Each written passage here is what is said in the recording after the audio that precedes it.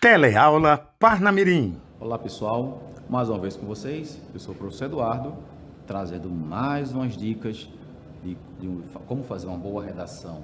Mas antes da gente dar continuidade às nossas aulas, vai lá no QR Code, lá no cantinho da tela de vocês aí em casa, para marcar, para fazer aquela avaliação das nossas aulas, tá bom? Para dizer se está gostando ou não, o que a gente precisa melhorar, tá bom? Mas é que hoje, essas dicas que eu quero trazer para vocês, essas dicas de como fazer uma redação de qualidade, é uma preocupação que a gente tem, assim, professor, dá uma dica aí, como é que eu faço uma redação bacana, professor? Às vezes, essa dica, ela é muito óbvia, mas o óbvio, às vezes, ele nos parece estranho, entende? Olha só, vamos à nossa primeira dica. Tenha o hábito da leitura. Por que eu estou dizendo isso aqui? Há tempos que eu venho dizendo isso para vocês. Há tempos, porque olha só, aprendendo com o Cartoon Network, lá no Cartoon Network, a gente vai ver que na hora da aventura a gente aprende, olha, como é bom ler, né? E essa leitura que eu tenho falado aqui constantemente para vocês, porque eu já falei até no final aqui de aulas, né? A gente fez reflexões sobre isso, porque se você vai tirar uma ideia daqui da sua cabeça e colocar aqui no papel de forma escrita, você precisa entender que isso é um processo lógico. Como assim, professor? É lógico, sim, porque você não tem como tirar um conhecimento daqui e colocar aqui no papel se antes ele não entrou. Eu sempre falo isso nas aulas, vocês sabem disso. Tá? Então, como é que ele entra? Buscando essa fruição, entendeu?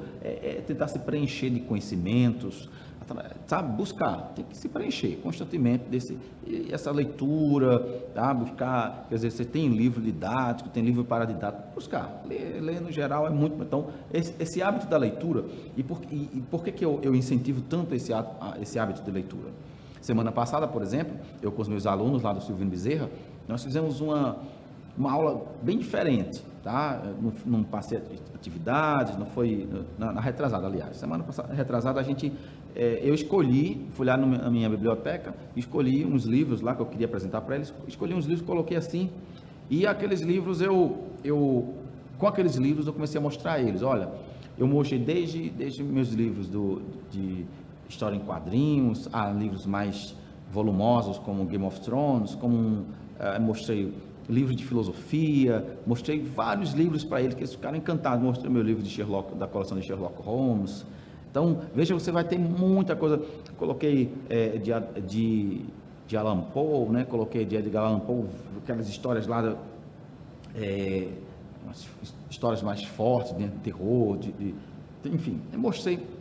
E essa leitura que eu falo aqui constantemente nas nossas aulas, ela é uma espécie de exercício para a mente também, tá? Porque o cara vai se preparar para uma maratona, se preparar para uma corrida, se preparar para uma competição, e ele faz esses exercícios físicos, né? Lá, cuidando do corpo. E aí, se você não fizer isso também com o cérebro, e aí não vai adiantar muita coisa, tá bom? Então, fica a dica, #fica a dica.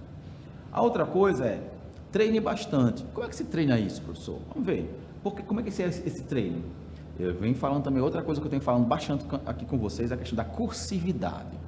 Quando você treina a sua cursividade, você vai treinar a segurança no traçado das suas letras, tá? De maneira que você vai manter um padrão de escrita, tá? De tamanho, de espessura, entendeu? De alinhamento, de perfilamento, sabe aquilo ali. Então, percebe, você pega uma redação de uma pessoa que não treina em casa, já percebe. A letra não tem um padrão, entende? Então tem que buscar esse padrão no traçado.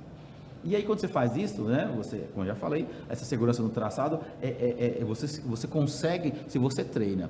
Além dessa cursividade, dessa segurança no traçado, você vai treinar também a questão do tempo cronometrado. Porque se você você tem pouco tempo para fazer uma redação, e eu gosto de falar isso, ó. Eu vou dar um exemplo de uma coisa que aconteceu com uma aluna minha de uma escola particular. Essa aluna fantástica, notas boas, assim, questões objetivas, ela tirava boas notas. E aí, na aula de vésperas, a gente falou, olha, eu quero que vocês treinem, façam isso lembrem que a redação ela vai iniciar a sua prova, tá? Então, como assim, professor?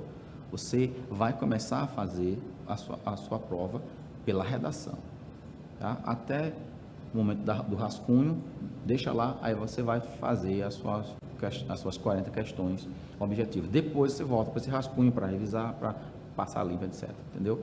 Mas aí, e até já expliquei por que essa lógica. De repente pode até voltar, ou então você em casa pode ir lá nas aulas, no canal do YouTube da Band e busca essa aula que eu falei sobre isso. Mas eu quero que vocês entendam que esse tempo cronometrado é preocupante, porque essa minha aluna, ela chegou revoltada na semana seguinte na escola, porque dizendo, professor, eu fui seguir a sua dica, me dei mal, porque eu fui começar com a redação. Sim, mas é o certo, assim, ou pelo menos é o melhor, né, considerando o fator tempo. Mas o que aconteceu? Simplesmente essa aluna, ela passou quase 2 horas para fazer a redação dela. Então, se você só tem 4 horas, se você faz isso em 2 horas, você vai ter mais 2 horas apenas para 40 questões objetivas, para gabaritar. Então, aí, meu amigo, é muito complicado. Então, esse foi o problema dela, tá? Então, quando você faz isso, treina em casa, você começa a perceber que dessas 4 horas, você tem que dedicar no máximo 1 hora para essa redação. E aí a gente já fez aqui aulas em que a gente simulou, a gente fez essa simulação, tá bom? Muito bem. Outra dica que a gente dá para vocês é estruture seu texto. Como assim? Quando eu falar de estruturar o seu texto, é você lembrar daquela estrutura assim, ó. Isso aqui é o modelo Enem, tá? Mas eu peguei o mesmo modelo Enem para mostrar a você, ó. Uma introdução, desenvolvimento e conclusão. Isso aqui é igual para Enem, para a IFRN. Então, na introdução, você apresenta o tema com contextualização.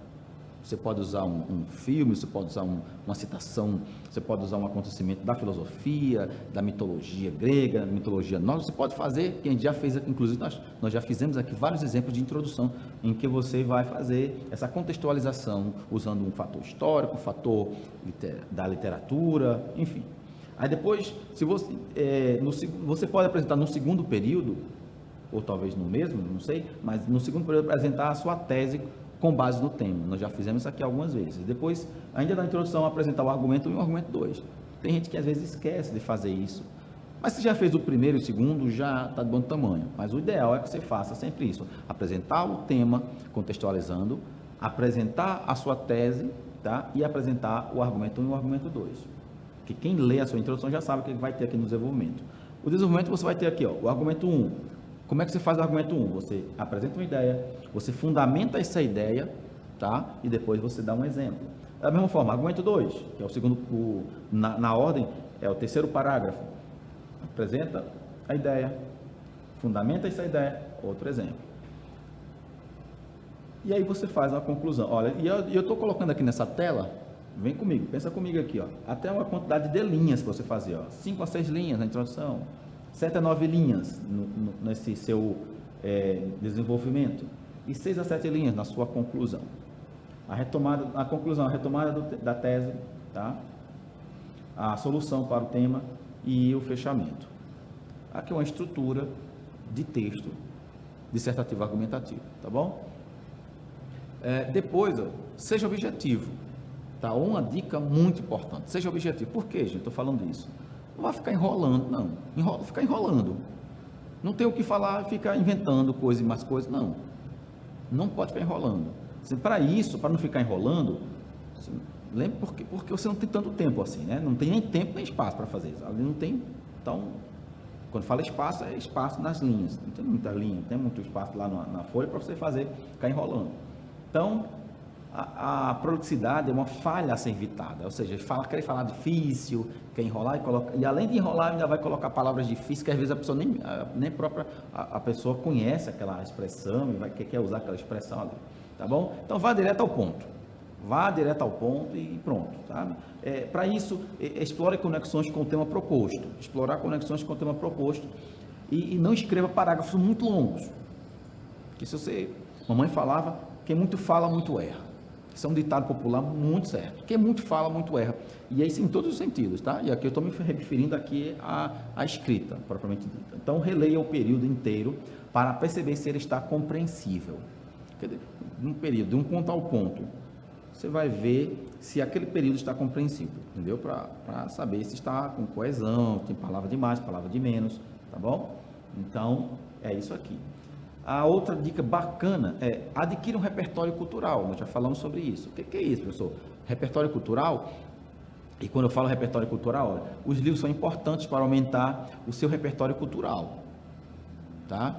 E mais uma vez eu retomo a leitura, ó. É importante você ler, é importante, mas o repertório cultural não está só em livros não. Agora veja bem, por isso leia autores nacionais e estrangeiros. O que eu posso citar no meu, na minha introdução? Eu posso fazer uma citação, por exemplo, colocar ali, eu posso citar filósofos brasileiros, eu posso citar historiadores brasileiros, tá? Eu posso citar aqui autores nacionais e estrangeiros da literatura, dentro de romance, ficções, biografias, tá? E outra coisa, abra somente para a literatura, não vá inventar de ser mesquinho com a sua própria literatura, não, ou com a literatura de outras pessoas, de autores estrangeiros. Você pode citar Agatha Christie, Daniel Steele, você pode citar aqui George Martin, o autor de Game of Thrones, você pode citar aqui Jeff Kinney, o autor de o Diário de um Banana, entendeu? Você pode citar aqui John Green, o autor de A Culpa das Estrelas, Quem Sou Eu, Alaska, o Will. Então, veja, você pode citar aqui muita gente bacana. Agora descubra quais são os seus estilos preferidos e não deixe de encontrar assim, um tempinho no dia a dia para essa tarefa. Põe os estilos ali e aí você pode colocar, usar esses autores, essas obras, essas ficções, pode usar em seu favor, você pode colocar na sua redação sim, entendeu? Para contextualizar o seu tema, tá bom? Então, esse repertório cultural ele é adquirido assim com o tempo. Agora, claro, agora você querer adquirido, não é fácil não, você tem que dar um tempo, você tem que dedicar um tempo para isso, tá bom? Então, filmes e séries são importantes, tá? Filmes e séries, participe de exposições e visite museus. Então, isso tudo é repertório sociocultural, entendeu? Filmes e séries bacanas se encontram na Netflix em outros... você pode encontrar aqui vários filmes e séries bacanas, inclusive séries e documentários da história, coisas bem atuais, tá? Então você pode buscar isso para incrementar, para fazer parte do seu repertório sociocultural, entendeu? E aí, esteja atualizado. Além de você ter esse repertório sociocultural, você precisa estar atualizado, tá? Buscar o conhecimento nos jornais. Então, e esse seu, vai assim, ó, atualizado, desde acontecimentos no seu bairro, coisas que se referem a seu bairro, a sua cidade, que se refiram ao seu estado, entendeu? Ao seu país, ao seu continente, ao seu planeta, à sua galáxia, ao seu universo. Tá? Então veja que você tem que estar atualizado, buscar essas coisas. Quer dizer, como diria G.C. Quirino, conhecer nunca é demais, mas conhecer nunca é demais. Entendeu? Então vamos buscar aqui um repertório e uma atualização. Conheça as suas dificuldades. Você tem que estar atento para ele. Quais são as minhas reais dificuldades? Eu tenho dificuldade nisso aqui. Agora, claro, em se tratando de redação, eu tenho que pensar assim, minha dificuldade é mais em gramática? A minha dificuldade é mais na estrutura do meu texto? Ou a minha dificuldade é mais na argumentação mesmo? Eu tenho dificuldade de argumentar, entendeu? Então, veja, numa redação você tem que buscar entender quais são as suas dificuldades, né? Que tipos de dificuldades você tem mais, tá bom? Faça um rascunho das suas ideias. E aí, mais uma vez, eu volto àquela situação, lista de ideias. Você tem que buscar, sim, na hora que você vai fazer lhe é proposto um tema, você tem que fazer uma lista de tudo que você sabe sobre aquele tema, uma lista topicalizada, com tópicos. Faz essa lista, por quê? Porque na hora que você faz essa lista, é justamente porque ideias são esquecidas, dá o famoso branco. Deu branco, acabou, você esquece a ideia. Então, quando você lista, você vai evitar isso aí. Esqueci. Aí você volta na sua lista, tá aqui as ideias, tá bom? E outra coisa, tem a questão da ansiedade, né? Você, de repente, a própria ansiedade, ela atrapalha as suas ideias, e você pode, inclusive, esquecer a ideia. O branco, na verdade, esse esquecimento que vem é um dos grandes fatores que faz com que isso aconteça, é a ansiedade. Na hora, você imagina vários candidatos ali fazendo, então, vem a ansiedade, você fica ansioso, e aí esquece as ideias, tá bom?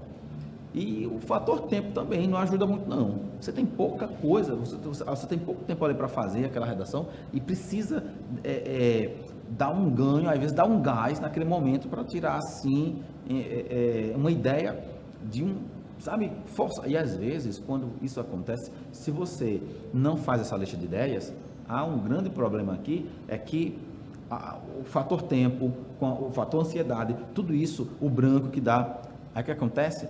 Você vai findar pegando uma pseudo-ideia, ou algo que não está tão relacionado ao tema, aí você vai elaborar um parágrafo inteiro, um argumento inteiro em cima de uma ideia falsa, ou de uma ideia que é fraquinha e atrapalha a sua redação, tá bom? E a outra dica que eu quero que vocês prestem atenção, peça ajuda especializada. Como assim, professor? Olha só, entenda. Quando eu falo pedir ajuda especializada, é da seguinte maneira. Tem um costume meu, quando eu vou dar uma aula na escola, no cursinho, na sala de aula mesmo, eu cansei de muitas vezes fazer isso, sempre fiz isso. Eu vou falar de um assunto que está lá no livro didático e faz um cruzamento com, tem uma citação lá da Segunda Guerra Mundial, por exemplo. Estamos lendo ali um trecho do Diário de Anne Frank, ou falando dos campos de concentração. E aí, naquele momento, me falta segurança, de repente, sobre alguma data, algum acontecimento, ou algum nome. O que é que eu faço? Eu corro para os professores de história. Meu amigo, me ajuda aqui. Como é que é isso aqui, cara? Como é que eu faço aqui? Entendeu? Então, são essas coisas. Andréia, me ajuda aqui. Então, Andréia vai lá e me ajuda. Quer dizer, minhas dificuldades que eu tenho, aparece aqui um dado estatístico, alguma coisa, muito voltado para matemática, e Lameque que me salva nessa hora. Lameque, o que é que eu faço aqui, meu velho? O negócio tá sério aqui. E aí Lameque vai lá, me ajuda, me dá uma dica, tranquilo. Gente, a gente faz muito isso, eu faço muito isso. Entendeu? Aí, essa parceria que eu tenho com o Lameque, nessas horas, ele me salva bastante, entendeu? Então, eu quero que vocês entendam, isso é pedir ajuda especializada, é buscar alguém que conheça do assunto mesmo. Não vai perguntar uma pessoa que sabe a menos que você, tá bom? Então, mas assim, mas não tem a quem pedir. Hoje você não pode mais falar isso, você tem a internet. Você digitar lá um nome de um assunto, vai aparecer links e mais links. Então, tem sites, isso aqui. Você pode ir nos sites. Você pode, por exemplo, as nossas aulas na TV, por exemplo, é uma ajuda especializada. Você tem acesso aí na TV, toda sexta-feira, você tem a partir das 8 horas da manhã, vocês têm essas aulas. No sábado ainda reprisa um pouco, no domingo também, e vocês têm aqui ajuda especializada a partir das nossas aulas aqui na TV, no canal da Band 3.3.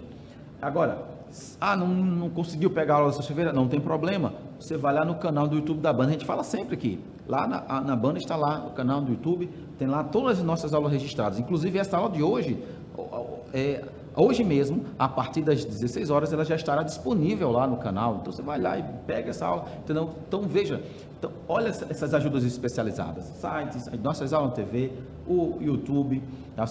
Você vai no YouTube mesmo, digita o nome de um assunto e aí vai aparecer várias outras aulas, não só as minhas, mas várias outras aulas, entendeu? Agora, eu só fico preocupado assim, você ficar assistindo a várias aulas, você pode confundir sua cabeça, tá? Então, quando você pega uma aula e aí às vezes um professor fala uma coisa, outro fala outra, você fica confuso, às vezes até terminologias, palavras diferentes, entendeu?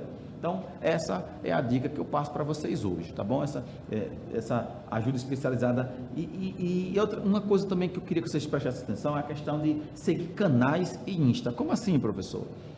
Rapaz, você já viu a infinidade de pessoas que você segue, às vezes, no Instagram, que muitas vezes nem te seguem de volta, mas assim, o que eu quero dizer é o seguinte, eu sigo no Twitter, eu sigo no Instagram, canais de TV, jornais, telejornais, eu tenho lá no Twitter, no Instagram. No Instagram eu sigo canais de aulas de redação, projetos de redação, professores de língua portuguesa, e a gente mantém esse elo, a gente mantém esse feedback um com o outro, e você pode fazer isso, inclusive, seguir nos canais e seguir no Insta, e vai lá, clica no sininho para receber notificações, porque é uma preparação, né? Tudo isso aqui é ajuda especializada. Às vezes você segue canais aí de coisas tão bobas, coisas tão infrutíferas, que não vai te trazer nenhum benefício, entendeu? E aí você, no Instagram também, professor, eu sei, aí é uma escolha sua, é uma questão de escolha. Eu quero que vocês entendam o seguinte, que quando você faz isso, é um investimento que você está fazendo em você mesmo. Isso é buscar ajuda especializada, tá bom? Então, hashtag fica a dica, peça ajuda especializada, tá bom? E aí, me preparo aqui para me despedir de vocês, mais uma vez aqui com a turma da Hora da Aventura, né, deixando aqui uma mensagem subliminar a vocês, olha, tá vendo? Aqui você observa a mensagem que eu deixo para vocês, tá, que ficaram conosco aqui até agora, assistindo essa aula, e eu espero que vocês tenham gostado dessas dicas, tá bom? E aí, me despeço, deixando aquele abraço no coração, e até a próxima aula, se Deus quiser.